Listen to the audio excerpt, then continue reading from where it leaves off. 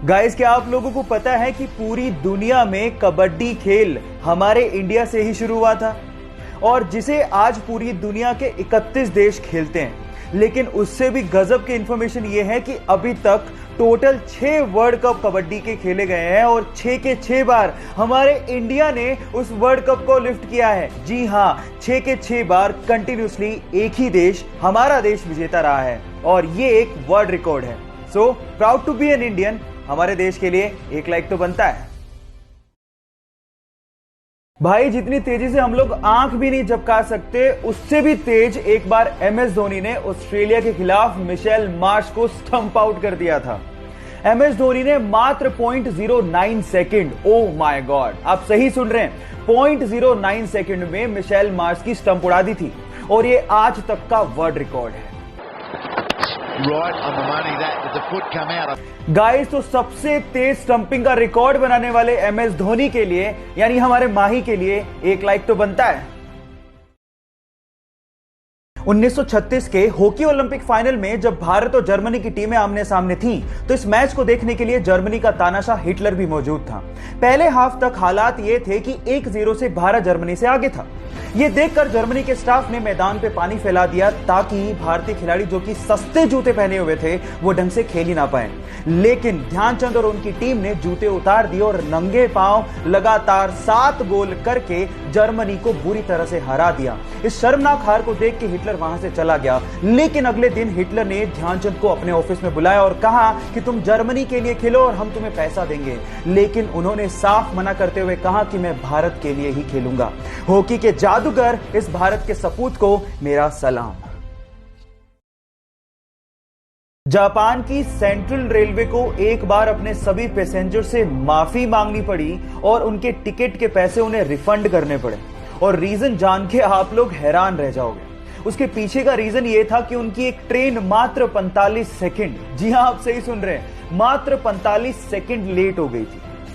अब अगर आप ये सोचते हैं कि जापान जैसा छोटा सा देश विकसित क्यों है, तो उसका रीजन आप लोगों को समझ में आ गया होगा। टाइम को इतनी इंपॉर्टेंस देने वाला देश आखिर विकसित तो होगा ही। तो जापान के गवर्नमेंट की सोच और उनकी टेक्नोलॉजी के लिए एक लाइक तो बनता है।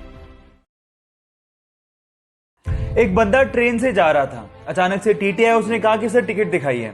तो बंदा टिकट ढूंढने लगा अपनी जेब में, सूटकेस में, लेकिन मिला ही नहीं। तो टीटी ने कहा कि सर कोई बात नहीं, मैं आपको जानता हूं, आप टिकट लाए होंगे, आप रहने दीजिए। लेकिन उसके बावजूद भी उस बंदे ने टिकट ढूंढना नहीं छोड़ा। फाइनली टीटी ने कहा कि सर आप टिकट क्यों ढूंढ रहे हैं, आपसे टिकट कोई नहीं मांगने वाला, डोंट वरी अबाउट दैट। फिर उस बंदे ने कहा कि वो बात तो ठीक है, लेकिन अगर मुझे टिकट नहीं मिला तो मैं जानूंगा कैसे कि मैं कहां जा रहा था। अब आप लोग सोच रहे होंगे कितना भुलक्कड़ आदमी है, टिकट खरीदने के बाद भूल गया कि उसे कहां जाना था।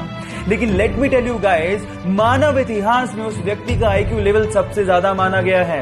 Yes, I am talking about Albert Einstein, जो अपनी theory of relativity and E equals to MC square जैसी इक्वेशंस के लिए विश्व विख्यात हैं। बात अजीब है लेकिन सच है।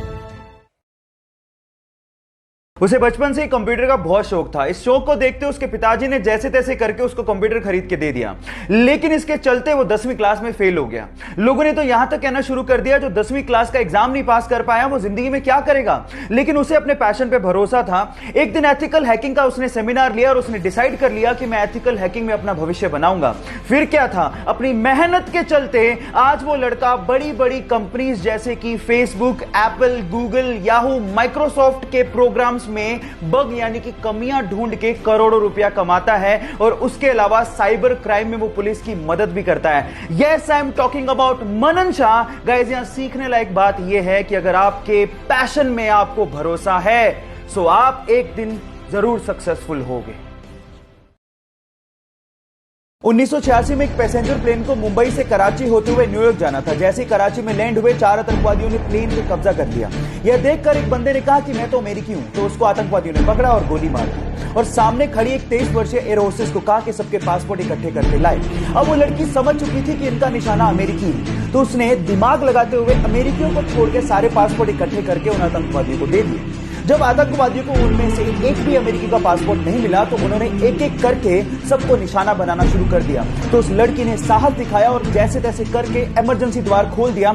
चाहती तो वो बाहर सबसे पहले निकल सकती थी, लेकिन उसने 360 यात्रियों की जान बचाई। लेकिन एक बच्चे की जान बचाते हुए गोली लगने की वजह से उसकी मृत्यु हो गई। उस साहसी भारतीय महिला का नाम है नीरजा भनोट और उसके साहस के लिए मैं उन्हें दिल से सलाम करता हूं। मुंबई में रहने वाले एक 13 साल के लड़के का अगले दिन मैथ्स का एग्जाम था।